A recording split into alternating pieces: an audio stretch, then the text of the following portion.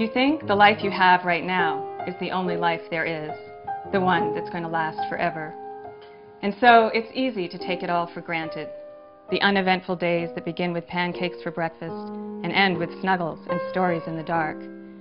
In between, there might be a walk to the creek, a dandelion bouquet, caterpillars in a jar. Countless peanut butter sandwiches, baking soda volcanoes, and impassioned renditions of the wheels on the bus. Winter's lopsided snowmen, and summer trips to town for cookie dough ice cream cones. Cheerios poured into bowls, fingernails clipped, cowlicks pasted down with warm water.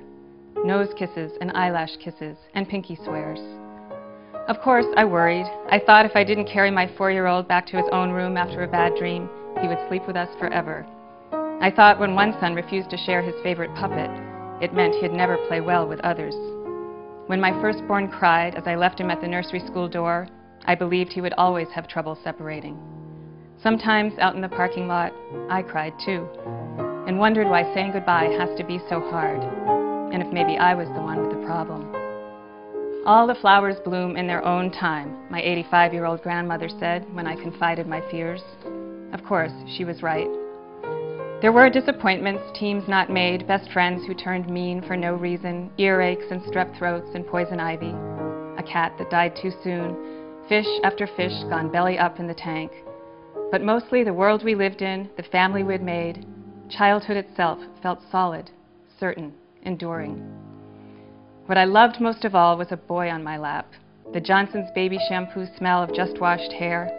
I loved my son's kissable cheeks and round bellies, their unanswerable questions, their innocent faith in Santa Claus and birthday wishes, and heaven as a real place.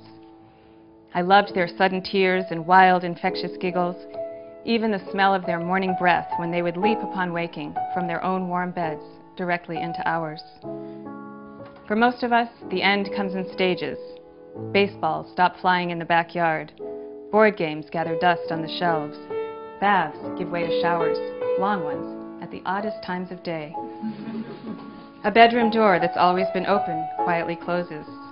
And then, one day, crossing the street, you reach out to take a hand that's always been there and find you're grasping at air instead. And that your 12-year-old is deliberately walking 2 steps behind, pretending he doesn't know who you are. It hits you then. You've entered a strange new territory, a place known as adolescence. Arriving on these foreign shores, you feel the ground shift beneath your feet. The child you've loved and held and sacrificed for has been transformed en route into a sullen, alien creature hunched over a cereal bowl, and you wonder where you went wrong. The thing is, you can't go back and do 1 single minute of it over.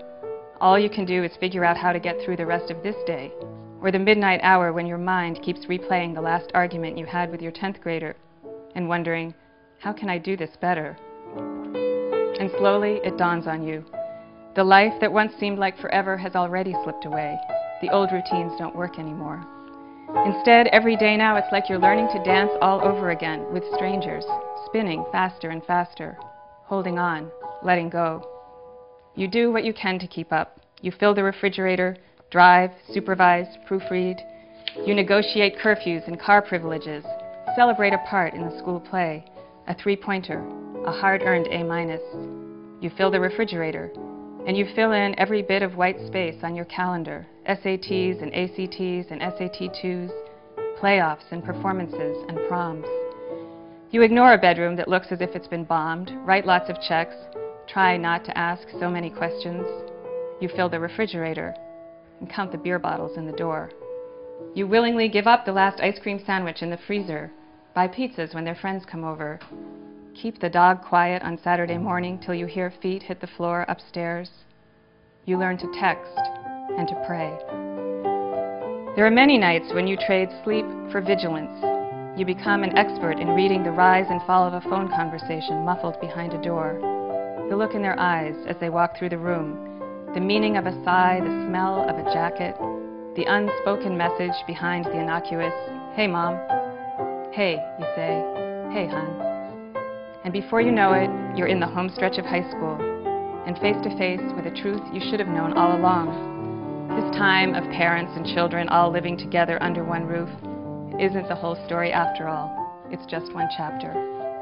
Hard as it is to live with teenagers, you can't quite imagine life without them. And yet this time of 24/7 zip your jacket, here's your sandwich mothering by which you've defined yourself for so long is coming to an end. So you remind yourself, learn the art of letting go by practicing it in the present. Instead of regretting what's over and done with, savor every minute of the life you have right now. A family dinner, you and the kids all squeezed onto the couch to watch a movie, a cup of tea in the kitchen before bed, saying goodnight in person. If motherhood teaches us anything, it's that we can't change our children. We can only change ourselves. And so, instead of wishing that the kids could be different somehow, you try to see every day what's already good in each of them, and to love that. Because any moment now, you're going to be hugging a daughter who's turned into a woman, or standing on tiptoe saying goodbye to a son who's suddenly 6 feet tall and heading off to a college halfway across the country.